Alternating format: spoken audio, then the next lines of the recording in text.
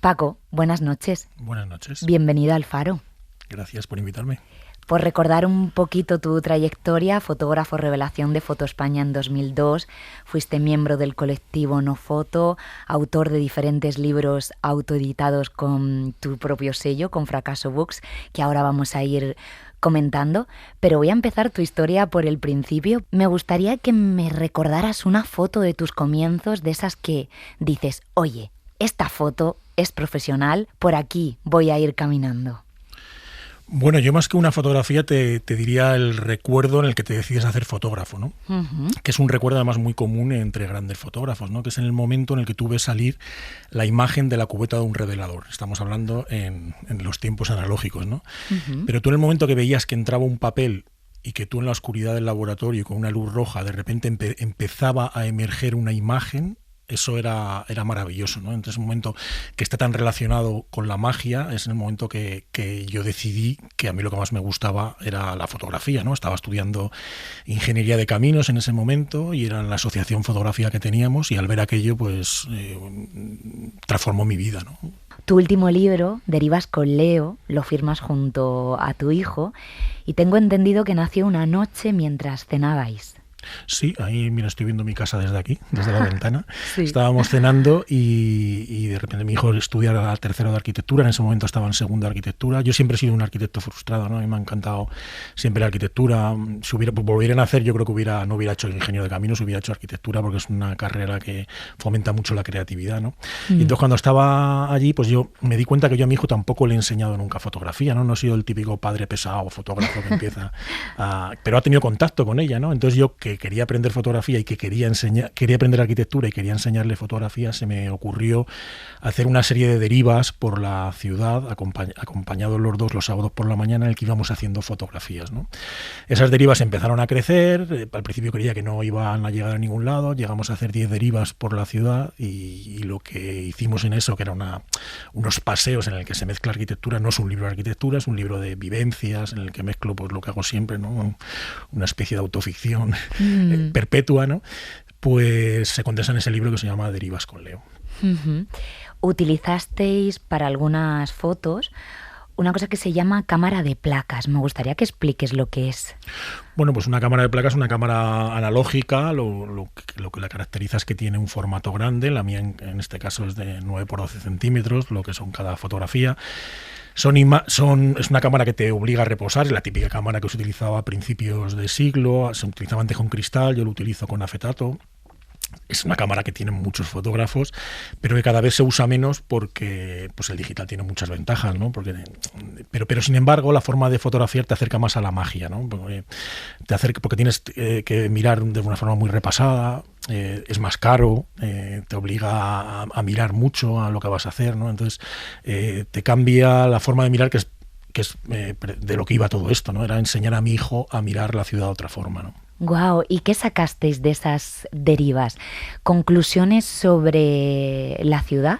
Que por cierto salisteis de las rutas más obvias, más turísticas, ibais sin producción, no había, como dice el nombre, era una deriva, ¿no? ¿Qué sacaste de aprendizaje sobre la ciudad y luego de la propia relación padre e hijo? Porque también entiendo que era una manera de compartir tiempo, ¿no? Hombre, sobre todo era eso, ¿no? Sobre todo era una forma de compartir tiempo en un momento ya en que los hijos empiezan a perderte de tu mano, ¿no? Porque se dedican a otra cosa. Entonces el principal objetivo era ese.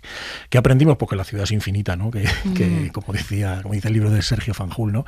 Es una ciudad que es imposible de abarcar, ¿no? Y al final lo que estás contando es tu experiencia en la ciudad, que es muy limitada, ¿no?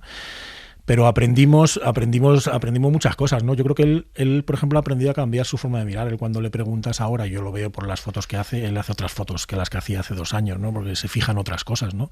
Y yo también me fijo en otras cosas, voy con la cabeza más alta por la ciudad, voy buscando cosas que antes a lo mejor no miraba, aunque siempre he sido bastante curioso, ¿no? Pero pues eso, aprendimos a convivir también, porque date cuenta, es un padre cincuentón con un hijo adolescente, un sábado por la mañana cuando él había salido por la noche, ¿no? Uy. Y le costaba levantarse, ¿no? Ya solo ese esfuerzo que hizo, pues me parece maravilloso, ¿no? Me voy a ir a otra noche o tarde de tu vida, de 2003 en este caso, cuando tu vida profesional cambió un poco o bastante, y es que encontraste entre la basura un tesoro, algo que tú sentiste que tenías que investigar, que seguir, y diste con una gran historia. Sí, en el momento que yo lo encontré no sabía lo que tenía entre manos, ¿no? Yo me lo encontré en el año 2003, bueno, no me lo encontré, se lo encontré mi cuñada y me avisó de que había una serie de fotografías tiradas en la calle del Pez, aquí en Madrid, y yo esas fotografías las guardé en mi casa. En ese momento nació mi hija, pues imagínate el lío, con que lo último que pensabas es en qué eran aquellas fotografías, ¿no? Pero al cabo de 2 años las volví a ver aquellas fotografías y me di cuenta de lo que eran, ¿no? Que aquello era muy, muy potente, ¿no? Estaban desordenadas, pero de repente empecé a investigar sobre esas fotos, fijándome en los segundos planos, en qué veía ahí, y descubrí que aquello eran las fotografías de una pintora norteamericana que vivía en Madrid, que estaba obsesionada con que era la mejor pintora del apocalipsis de todos los tiempos, que en un futuro iba a ser muy conocida, pero todo eso acabó en la basura y yo me lo encontré media hora antes de que pasase el camión y se tirase todo aquello, ¿no? Reconstruí su vida, escribí un libro que se llama Los Modeling, un libro que ha tenido mucho éxito, autoeditado, del que ya se han hecho 8 o 9 ediciones, que yo controlo, que distribuyo. Ahora hablaremos de tu editorial. Que se ha publicado en francés y tal, y todo eso cambió, pues la verdad es que cambió no solo mi vida profesional, sino cambió mi vida, ¿no? Porque los Modeling, de repente, unos personajes anónimos asesinados con la fama, empezaron a entrar en mi vida, y ahora pues yo firmo como los Modeling prácticamente, ¿no? Y cuento el tiempo como lo hacían ellos, ¿no? Me cambió la vida, sí. Es que además tienen una historia de película, hicisteis un documental relacionado con ellos que también tuvo mucho éxito. ¿Y qué papel tuvo el escritor Henry Miller en toda esta historia? Bueno, Henry Miller era amigo de ellos, ¿no? Ellos habían vivido en Los Ángeles y se habían hecho amigo de Henry Miller. Ella, la pintora Margaret Modeling, le había pintado un cuadro y empezó a contar el tiempo. Fue tan importante para ella que empezó a contar el tiempo a partir del momento que conoció a Henry Miller. Y ella contaba el tiempo como el año de la luna, era el año que conoció a Henry Miller. Y empezaron a contar el tiempo, el año 1 después de la luna, el año 2 después de la luna, el año 3. Ahora yo cada vez que hago un libro y lo publico, pongo año 43 después de la luna. Qué ¿no? bonito. Sigo manteniendo el espíritu, porque el objetivo del proyecto para mí es cumplir el sueño de unos muertos. Unas personas que nunca conocí, pero que estaban obsesionadas con conseguir la fama, ¿no? Entonces yo quiero darles la fama. ¿Y lo has conseguido? Bueno, se la ha conseguido un poquito, ¿no? Hay un bar aquí en la calle de Pez que tiene sus cuadros ahora metidos, un bar que tiene la efigie de la pintora esotérica. Entonces un poquito se ha conseguido, pero no al nivel que ellos querían. Ellos se imaginaban una fama tipo Leonardo da Vinci. Claro, bueno, Elmer era actor. No voy a llamarlo frustrado, es que quizá no tuvo todo el éxito que querría, pero sí que apareció sobre todo en Estados Unidos al principio en varias películas importantes, y luego tuvo, bueno, pues esto que le coincidió, ¿no?, con la decadencia un poco de determinado cine en esos años, ya cuando estuvo en Madrid, ¿no? Bueno, en Estados Unidos participó sobre todo en La semilla del diablo de Polanski, o sea que él está anclado en la historia del cine porque es el que hace de adorador del diablo joven, ¿no?, en la escena final, sí. O sea que eso ya es clavarte en una de las mejores películas de la historia. Participó también en la serie General Hospital, también allí, pero luego en España ahí sí que hizo muchas películas. Lo que pasa es que era un cine que se hacía en los años 70 de serie B. El Destape, aparece en un montón de películas del Destape. Aparece por ejemplo en El Crack de José Luis García, ¿no? Aparece en un montón de películas, porque era el típico americano alto que hablaba en inglés y que hacía el perfil de un tipo de papel que se demandaba mucho en esa época, que era el americano, porque España se estaba abriendo al mundo y siempre se necesitaba un americano para representar algo, ¿no? Y Nelson, el hijo, también tiene un historión, porque era pacifista, con una personalidad muy particular. Cuéntanos cómo era. Pues era sobre todo muy guapo, ¿no? Que es lo que toda la gente comenta, es que era muy guapo, ¿no? Y es verdad que cuando tú ves las fotos de cuando era joven era muy guapo. Nació dentro de una familia obsesionada con la fama, en la que le formaron para ser el mejor actor de la historia, ¿no? Le enseñaron a montar a caballo, le enseñaron a hacer esgrima por si había que hacer películas de espadachines. Sobre todo también tenía una voz muy buena, entonces le formaron también en técnicas de voz en Los Ángeles, y cuando llegó a España empezó a trabajar y montó una empresa de sonido y de doblaje muy conocida, ¿no? El caso es que luego se convirtió en un empresario y empezó a renegar un poco de esa atmósfera familiar en que le había metido los padres, que querían que fuese un actor, y él al final renegaba de esto, decía que él lo que quería es hacer dinero. Murió muy joven, murió con 49 años. Y podía haber acabado la guerra de Vietnam. Y podía haber, bueno, de hecho ellos llegaron a España por la guerra de Vietnam, porque él que estaba siendo alistado en ese momento en la guerra de Vietnam, un abogado, él se quería escapar porque era pacifista, como has contado. Su padre pues fue pacifista en la Segunda Guerra Mundial y antes a los pacifistas los mandaban a hacer de enfermeros a un barco hospital, y el padre estuvo en Nagasaki, fue de los primeros que llegó a Nagasaki después de la bomba atómica.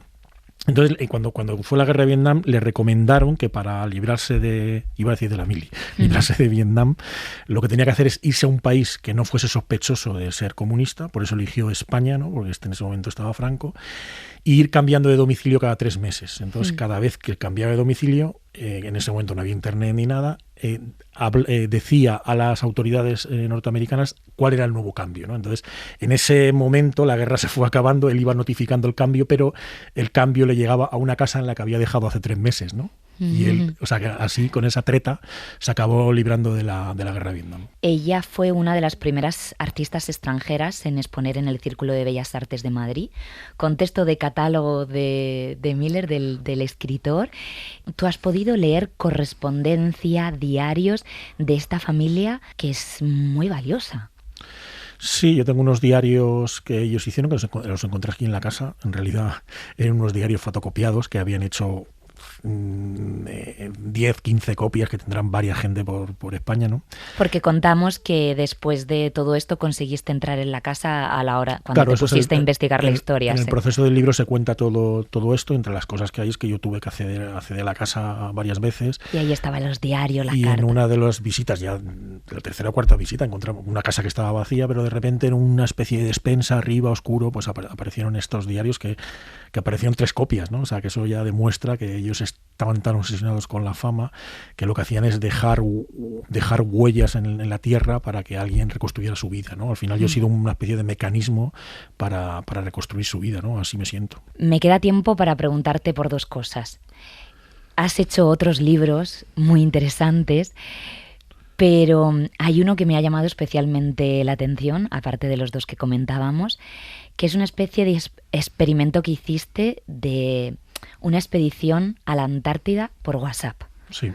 Cuéntanos. Pues eso fue a raíz de los Molding. Yo tenía contacto con una librería de Madrid que se llamaba La Modesta y fui a hacer una presentación allí y conocí al hijo de la librera. El hijo de la librera era un aventurero español, un aventurero polar que trabajaba en la base Juan Carlos I de la Antártida, ¿no? Entonces yo estuve en contacto con ellos y luego me hice amigo de él, y en un momento él se fue a trabajar a la Antártida sin contar. Yo no sabía que él trabajaba allí, ¿no? Y le dije, pero tú trabajas allí y tal. Caso es que hablando con su madre le dije cómo llevaba eso de estar tan aislada de su hijo, y ella me dijo, aislada, pero si este año tienen hasta WhatsApp, ¿no? Entonces cuando me enteré que tenía WhatsApp, yo lo que le propuse es un curso de fotografía a distancia, ¿no? Estar en un lugar en el que nunca voy a poder estar porque allí solo pueden ir científicos o aventureros, ¿no? Y entonces empezamos a hacer un experimento a través de WhatsApp donde yo le iba haciendo preguntas, le iba enseñando fotografía, y con esas conversaciones que tuvimos y esas fotos que fuimos haciendo, publicamos un libro, ¿no? Que se llama Volverás a la Antártida, y que yo lo llamaba pomposamente como la primera expedición virtual transantártida, ¿no? O sea, que era una exposición que yo había estado en esa expedición, pero en realidad no me había movido de mi casa, ¿no? Y fue un libro que tuvo bastante interés. Yo me metí un poco en la aventura polar y luego participé ayudando con Ramón Larramendi, uno del mejor explorador polar español. Le estuve ayudando para sus travesías por la Antártida con el trineo de viento y tal, ¿no? O sea, que al final lo que molaba es que el proceso de hacer el libro te llevaba a otros lugares, ¿no? Que es a mí lo que siempre me gusta. Casi menos el libro acabado, ¿no? Que todo lo que pasa para llegar al libro, ¿no? Le pusiste a tu editorial la palabra fracaso. ¿Por qué? Pues porque si le pones fracaso nunca puedes ir a peor, ¿no? Cualquier cosa que salga, al final todo lo que edites ya lo tiene implícito en la editorial, ¿no? O sea, como ya es difícil vender libros, pues es una forma de empezar desde las cotas más altas de la miseria, ¿no? Es muy difícil fotografiar la noche y el mar, que son 2 cosas íntimamente ligadas a este programa. Hombre, es difícil, claro, la noche y el mar. Hay gente que lo ha hecho muy bien. Me estoy acordando de Sugimoto, ¿no? Que es un fotógrafo japonés que ponía con cámara de placas de 20-25 la cámara delante del horizonte con el mar, ¿no? Y hacía exposiciones de 8 o 10 horas, ¿no? Entonces tú veías lo que el mar había impreso en la placa durante 10 horas de movimiento y bajada de luz, ¿no? Es muy difícil ¿por qué es difícil la noche? Porque no hay luz, ¿no? Y la fotografía se hace con luz. ¿Y por qué es difícil fotografiar el mar? Porque el mar está en constante movimiento también, ¿no? Entonces diría eso. Paco Gómez, gracias, buenas Gracias. noches.